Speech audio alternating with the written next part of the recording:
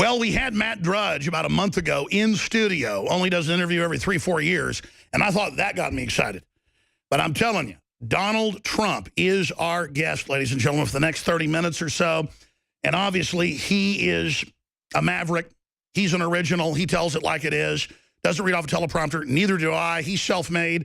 This whole media operation that reaches 20 million people a week worldwide, conservatively, self-made. That's why I'm so excited. And he joins us from Trump Tower in New York City. He is the leading 2016 Republican presidential contender. Donald Trump, again, joins us. And I've got so many questions. But first off, Donald, thank you for joining us. Thank you, Alex. Great to be with you. I've got so many questions, but you are vindicated. This has got to be the 50th time the last 6 months on the radical Muslims celebrating, not just in New Jersey, but New York, Palestine, all over. What do you have to say? They're still attacking you, though we've got Dan Rather on video. We've got New York Post. We've got Washington Post. We've got, I mean, what's going on here? Well, I took a lot of heat, and I was very strong on it, and I held my line, and then all of a sudden, you know, hundreds of people were calling up my office. I was the other day in Sarasota, Florida, and people are in line, and we had 12,000 people, which is fantastic. And the people were saying, many of the people from New Jersey, 4 or 5 people said, Mr. Trump, I saw it myself. I was there. They talked about Patterson, but they said, I saw it myself, Mr. Trump. I was there. So many people have called in, and on Twitter, @RealDonaldTrump, they're all tweeting. So I knew it happened, and I held my line, and people wanted me to apologize, and we can't do that. People like you and I can't do that so easily. Now, we can do it if we're wrong, Alex. You apologize. I'd apologize if I was wrong. But they were celebrating, and they were celebrating the fall of the World Trade Center. I think that's disgraceful. It is. And that same week you were reporting on that fact, we had 2 different international football games, soccer games, with the Turkish fans and others during the moment of silence for the dead people in Paris chanting Allah Akbar and booing. So did that not happen too? Well, that happened, and everybody saw it. That was a week ago, and the players were out on the field, and they couldn't believe it. They were embarrassed. They didn't know what to do. The coach and the managers, they all apologized, but it happened. Look, we have to deal with reality. And, you know, it all started because I said we need surveillance. We need proper surveillance. We have people that truly are evil, and they're coming from someplace, and you know sort of where they're coming from, at least the vicinity. And I said, we need proper surveillance, whether it's a mosque or any place else. We have to be surveilled, and we have to see what's coming at us, because we're not going to have a country anymore. Between the weak borders that we have, the pathetic and weak borders where politicians are afraid to do anything about it, between all of what's happening with radical, you know, you look at what's going on. You have a president that doesn't even want to talk about, you know, the radical Muslim stuff. He doesn't want to mention the word. He doesn't want to say it. But you look at what's happening where we have a president that's over there celebrating global warming and trying to get everybody excited about global warming, like that's our #1 problem. He considers that to be our #1 problem. And our #1 problem is what's going on, where they want to blow up our cities and they want to blow up our country. That's our #1 problem. And then our #2 problem is crippled America, your #1 New York Times bestseller. We're going to talk about that in a few minutes, but let's continue with the #1 problem. And I agree with you. It's now in mainstream news, Associated Press and others are reporting that it's a secret deal with Turkey, with the Germans, with Merkel, the admitted socialist, to bring in millions of radical Islamists. They admit almost all of them are Sunni, that basically invaded Syria. They're getting their butt kicked by the Russians, so now they want to flee up to the north into Turkey.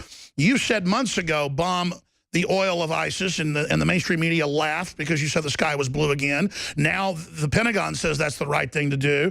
And now you've come out saying, quote, it looks like that Turkey's on the side of ISIS, close quote. Well, that the next day, the Russians released satellite photos documenting that there are literally thousands of trucks coming up to the border at these huge terminals connected to Erdogan, the president's son, making billions of dollars total off of this. Again, you're in trouble for saying the sky is blue.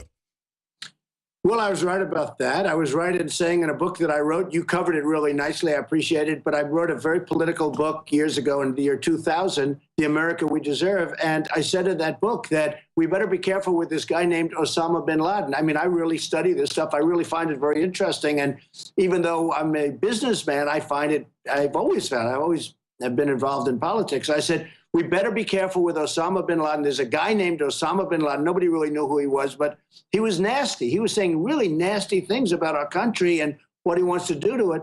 And I wrote in the book, 2000, 2 years before the World Trade Center came down, I talked about Osama bin Laden. You better take him out. I said, he's going to crawl under a rock. You better take him out. And now people are seeing that. They're saying, you know, Trump predicted Osama bin Laden, which actually is true. And then 2 years later, a year and a half later, he knocked down the World Trade Center. And I talked about terrorism in that. That was before terrorism as we know it today. I said, we better be careful. That's going to happen. It's going to be a big thing. And it certainly is a big thing. So with the oil, and I'm glad you brought it up, but as you know, for 3 years, I've been saying you better take out the oil, because if you don't take the oil, it's going to be a problem. So we shouldn't have been in Iraq. But once we got there, the way we came out was horrible. And I said, take the oil. Then we didn't take the oil. So ISIS got the oil. And as you know, Iran is getting the oil, because Iran is going to take over all of Iraq. You know, we made one of the worst deals in the history of our world when we gave them $150 billion and virtually we gave them keys to nuclear weapons. One of the Mr. Trump, I hate to interrupt you. You are the leading presidential frontrunner with the Republicans, gaining a huge lead as you don't back down. But I've got to just back you up again, because the more I research what you've actually said and done, it's amazing. You were the only leading American figure who openly said, do not go to war in Iraq. They had almost, 90% votes in Congress for it, bipartisan. You said, don't do it. Iran will take over.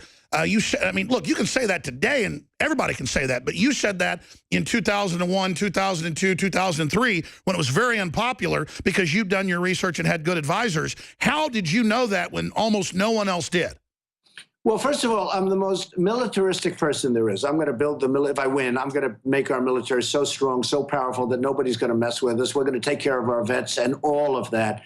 But I have to tell you, you have to know, if you're going to go to war, you have to do it properly, and you have to know what to do. I viewed it as this: Iran and Iraq were the same in terms of strength, and they're constantly fighting. That's all they do, is they fight, right? They go to war all the time, and they'd move 10 feet left, 10 feet right, 10 feet left, then they'd rest. And then they'd start it again 4 years later. This has been going on for forever. And this is the way it is.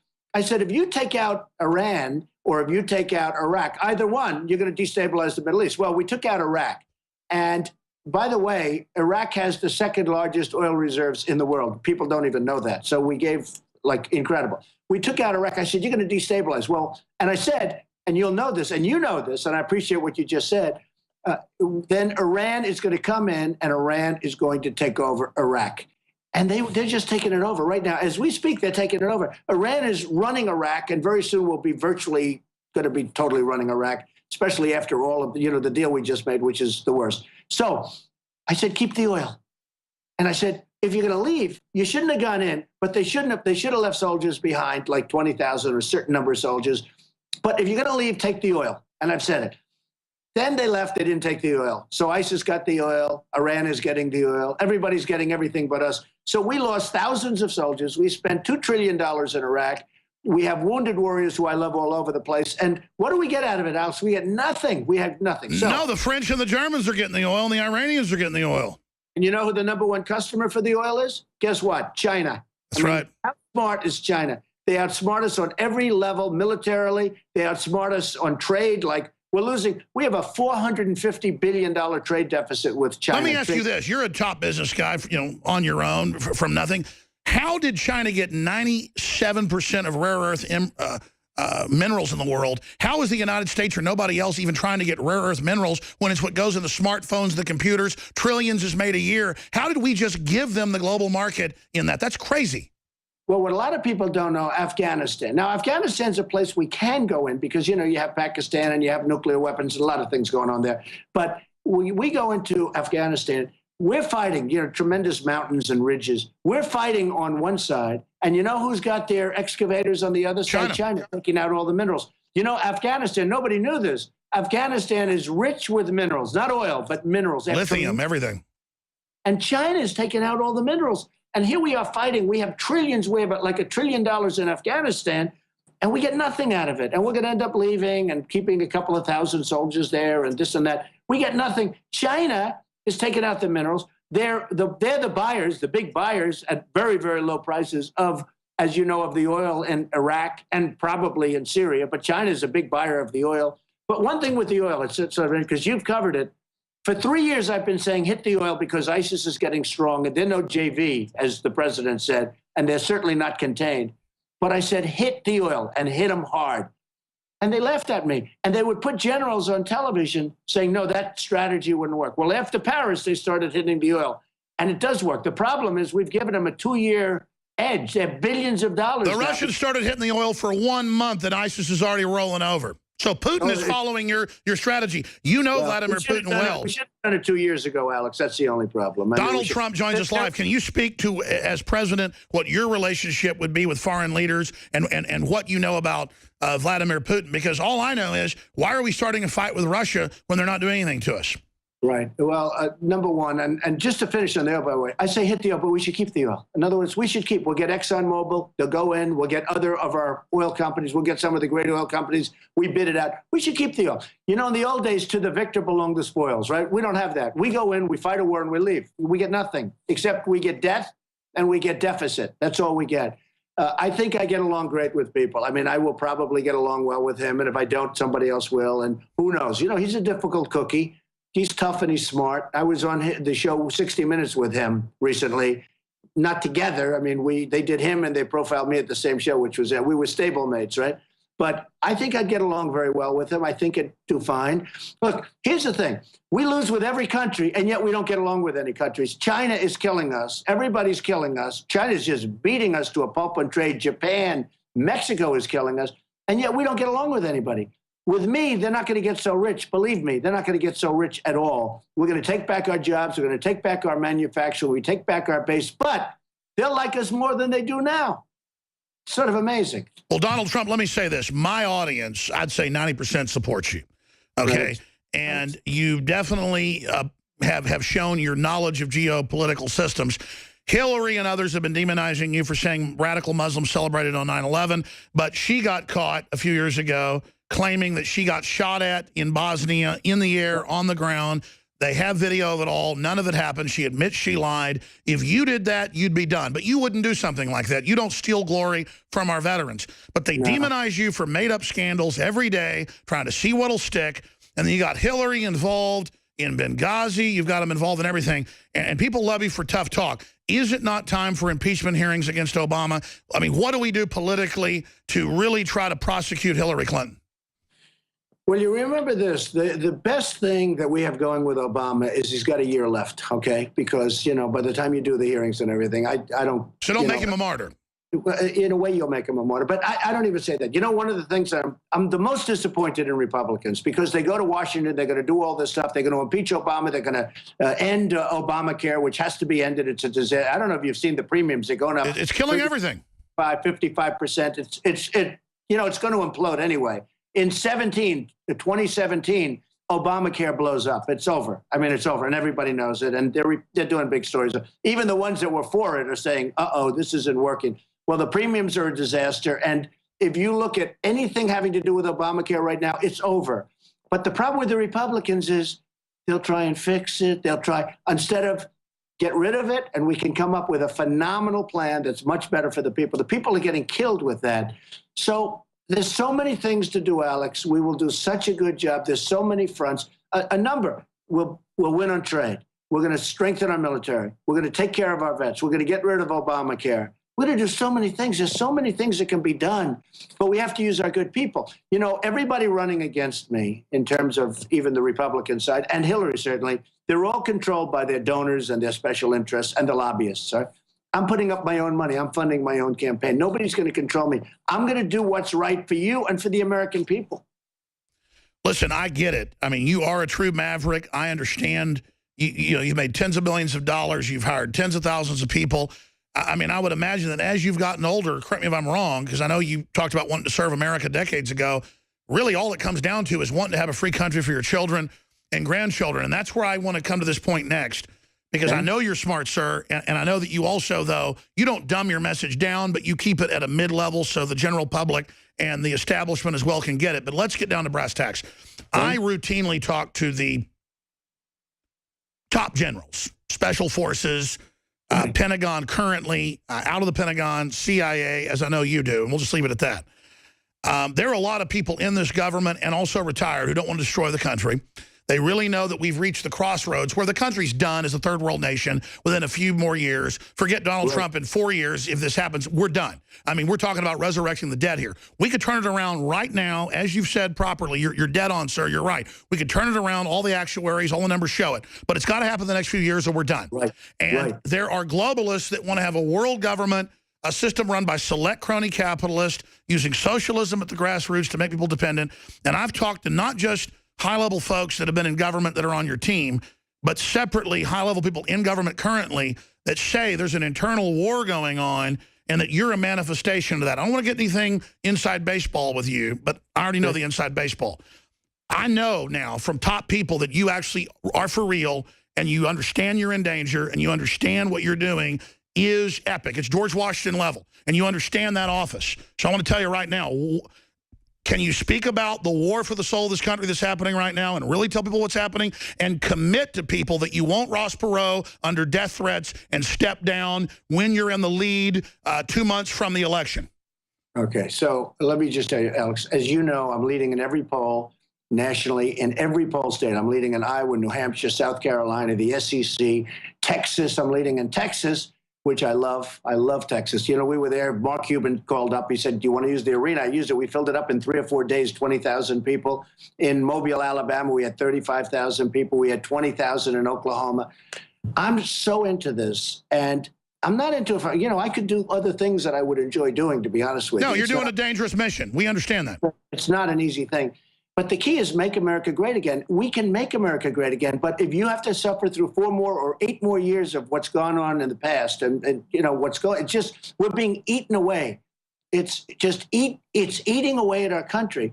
And we can make, in my opinion, we can make America greater than ever before, but we have to get going. It has to happen. We have to get going. And, you know, when you look at the vision, I said Iraq, you agreed with me on Iraq. I said hit the oil. I said a lot of things that turned out to be true, 100% true. And I'm giving credit. I'm given credit by some people. Some people refuse to acknowledge it. You know, they refuse to say. No, you've been absolutely on target. So what I'm asking is, though, can you speak to the crossroads we're at right now, though? Because you've talked about it. Are we at a crossroads to decide whether this country's done or whether we go to the next level? Well, I think that if we don't get it right this time, I think this is going to be the most important election our country's ever had. I mean, you'd have to say George Washington is right there. You know, the couple of pretty important elections, right? But this is certainly in the modern era, this is the most important election our country's ever had. If we don't get it right, if we put another one of these people in, like Hillary, I mean, she's so corrupt. She is so corrupt, and she shouldn't even be allowed to run. And frankly, her greatest legacy, she was a horrible Secretary of State. If she runs, I think her greatest legacy will be that she got out of the email scandal. That's what I think. It'll be one of the greatest jobs I've ever seen of getting out of a scandal, because General Petraeus and many others, I mean, their lives have been destroyed for doing 5% of what she did. That's right. So she shouldn't be allowed to run. But, you know, the recent Fox poll that just came down 2 days ago has me beating her head to head, which is very interesting and very good, and beating her soundly head to head. But we have to get it right. Our country can be absolutely, we can turn it around. But I would agree with you, if we don't get it right this time, I'm not sure if you go another 4 or 8 years with the insanity and the stupidity of these leaders, I'm not sure you're going to be able to turn it around anymore. I think it could be over. Right. Donald Trump, the man in the arena, his new book, we're going to talk about in a moment, is exposing the fact this country is being sabotaged by design. Specifically, I don't want to bring up detractors. And it's a question I had early on, but then I did more research, and I understand that you really do want to save this country where your children and grandchildren live. But let's expand on this. There are certain pundits out there saying you played golf with Bill Clinton, and so you had to do business in New York, so you said nice things about Hillary. I get keeping your enemies closer when you're not, in politics. I get it. I understand. I think that's what you did. But tell us specifically, and I don't think this now. I've seen it. I know you're for real. You wouldn't be saying the things you're doing. They're scared of you. The whole system's coming on against you. But promise us that you're not going to drop out at the key moment, keeping all the other Republicans out of view, and then Hillary races to the head or Jeb Bush does. Because as you know, folks are claiming you're a Clinton operative. You know, I've never heard that. I heard it actually a few months ago, but I've hit her harder than anybody times 10. If you look at this. You have. I was a businessman. You know, I've only been a politician for 5 months. I hate to use the term because, it's all You're a talk. statesman. But I've just been doing this for a very short period of time. I was establishment. You know, I was like a guy like you would say Trump is total establishment. And I was a big donor to a lot of different Republicans. But over the years, I've given to Democrats, I've given to Republicans, I've given to everybody because I had an obligation. I was a businessman. One of the magazines recently called me a world-class businessman. The truth is I did. I built an unbelievable company, tremendous assets, tremendous, not only that, iconic assets, very little debt, tremendous cash flow. It's a great company. And by the way, people now see how good when I did the filing. Everyone said, oh, he'll never file, he'll never file. It's almost 100 pages long, and it's an unbelievable company. So I built, which, by the way, the reason I say that, that's the kind of thinking our country needs. But I got along great with Clinton. I got along great with Harry Reid. I got along great with everybody because when I needed them, I didn't want to have argument. I didn't want to have somebody say, well, Clinton doesn't want it to happen. Sure, you're not a loser. You don't get in mindless fights. You move forward with your agenda.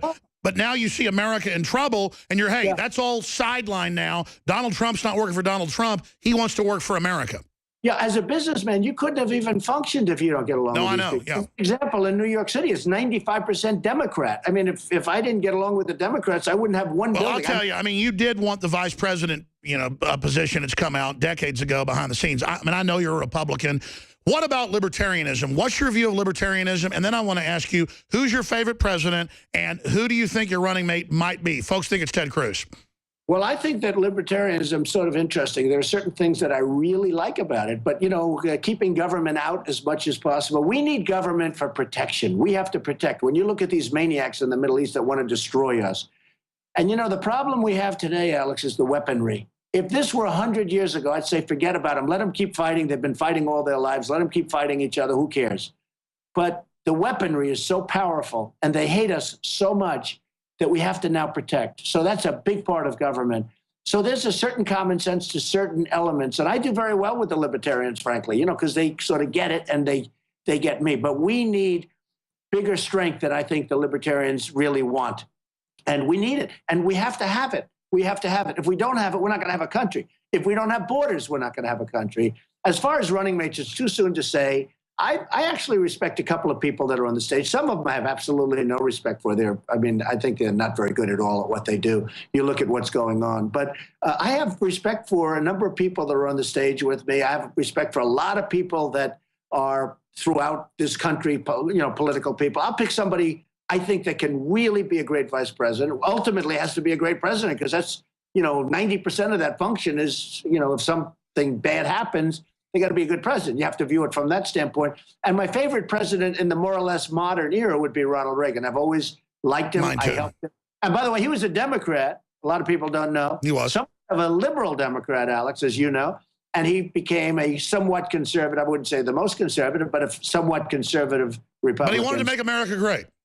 And he really did. He had actually, let's make America great. That was his, and mine is, make America great again. So there's a little bit of a difference. But my son, finally sold me on being a bigger supporter of yours. I mean, I liked you, love Americana, you're pure Americana, but I'm still, was research. But my 13-year-old son's really smart, does a lot of research. He watches all the debates, and he just really loves you. He is on cloud nine that you're here, Rex Jones, and it was his question, which president was your favorite? But all time, who's your favorite?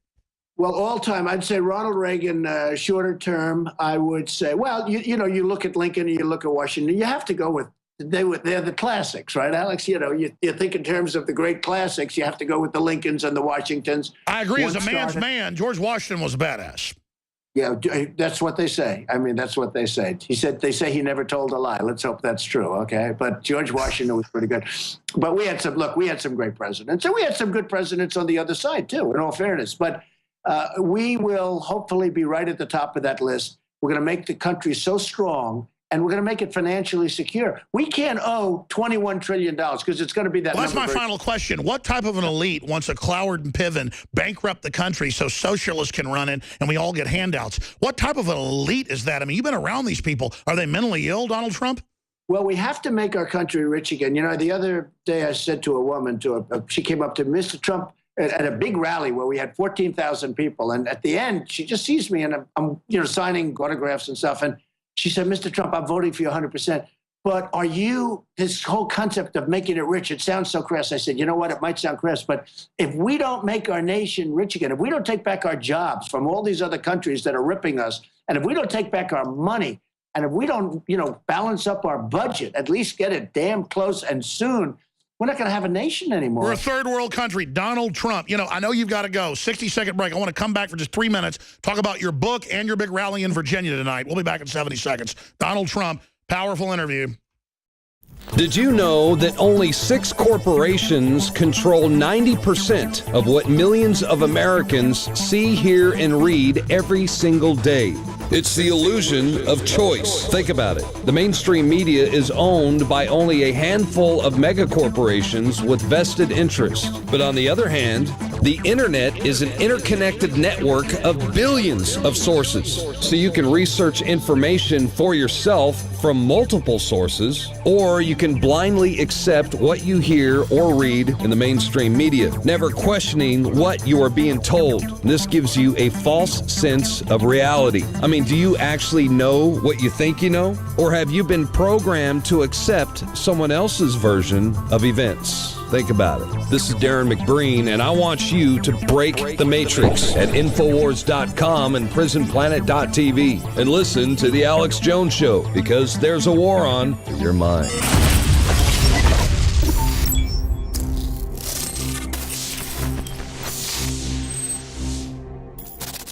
You got to want to be on the top. You got to want to be free, or you're going to be slaves. Donald Trump's agreed to stay a few more minutes with us, and he brought up, somebody that he wanted to thank on air that I want to thank on air. He came in here a month ago. He's been on all these big shows. Just an incredible guy. I was aware of who he was, a patriot fighting communism all over the world. Tell us, Mr. Trump, about Mr. Stone, who helped get this interview set up. Well, Roger's a good guy, and he is a patriot and believes strongly in a strong nation, a lot of the things that I believe in. And, I see him all over television. People like Roger. He's a tough cookie, I will tell you that, but people like him. But he's been so loyal and so wonderful. And he is the one. He really wanted me to do this interview, and I'm doing it. And so we appreciate it, Roger.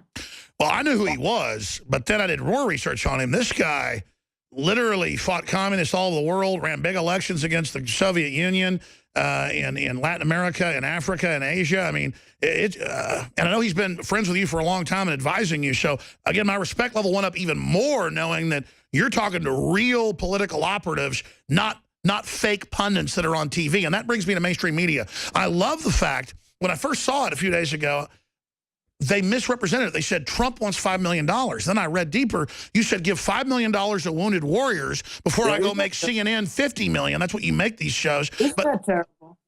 They took that statement. I said, give $5 million. I'm going to want $5 million that we're going to give to the Wounded Warriors or the vets, right? Which is the same thing as far as I'm concerned. We split it up because they're making a fortune on these debates, which never had anybody. Fox had 24 million people. They used to get like 1 million. And CNN had the biggest ratings in the history of CNN. And I won't take full credit, but I'll take 99.9% credit. So I said, give me $5 million. I want to give it to the Wounded Warriors. I want to give it to the vets. But a lot of people said Trump wants $5 million. And I said it right in the same sentence, Alex. I didn't say it like... That's how they deceive. I said, I want $5 million that will go to the Wounded Warriors. And they would play it. They even took the tape. The tape is worse than the pen. They can cut it. So they say, give me $5 million, and then they cut it. Nobody knows, what am I doing? I'm asking for money to be on a debate. It's ridiculous. No, I wanted $5 million to go to the Wounded Warriors in particular. And let's see what happens. I don't know. The one problem, Alex, if I didn't go to the debate, then you know what would happen. They'd say he's chicken. I mean, I think I won every debate. But it's true. I mean, I saw one channel made like $40 million off you being on there. They should give all of it to the vets. Well, they should give a lot more than 5, I'll tell you right now. But, the problem is if I say I won't do it, then the people that I'm debating, who frankly been very easy, if you want to know the truth. You can just correct them once you're on stage. Well, the people I'm debating, they'll say, oh, he's chicken, he's chicken, he's chicken. That's the problem with that. But it's hard when you're leading all the polls and then you don't show up to a debate and then they'll be doing numbers on you. But I would love to see money go to the Wounded Warriors. I think it would be so. I agree. What about Crippled America? It's a #1. You got a big rally tonight. Everywhere you go, your crowds just get bigger. I mean, obviously, you're probably going to get the Republican nomination now. Wow, and you're ready for the dirty tricks.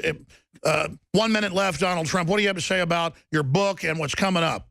Well, first of all, before the book, because you mentioned one thing, I had never heard that, but I am in this to win it. I am not in this to say, oh, gee, I've done a really good job. A reporter called up, a very powerful reporter, said, how does it feel? How does it feel? I said, it only feels, because they said what we've done has never been done before politically. You know, I've been in the poll for 5 months. Since it came out, I'm #1. I said, it's only good if we win. If I don't win, I've wasted a lot of time. That's the way I viewed it. He said, no, you haven't. I said, believe me, if I don't win. Because we can't do anything to make our country great if I don't win. I'll be watching television someplace. It'll be forget it. So I wrote a book called Crippled America. It's doing fantastic business. I don't know if you can see that thing right up there. We can. But it's doing great business. I hope your audience goes out and buys it as Christmas gifts and everything else. And I just want to finish by saying your reputation's amazing. I will not let you down. You will be very, very impressed, I hope. And I think we'll be speaking a lot, but you'll be looking at me in a year or 2 years. Let's give me a little bit of a time to run things. But a year into office, you'll be saying, wow, I remember that interview. He said he was going to do it, and he did a great job. You'll be very proud of our country. Well, I'm impressed. I mean, you're saying you're fully committed. You know, there's no future if we don't take this country back. Donald Trump, I hope you can help uncripple America. Thank you so much, sir. That you will be attacked for coming on, and we know you know that. Thank you. Thank you very much.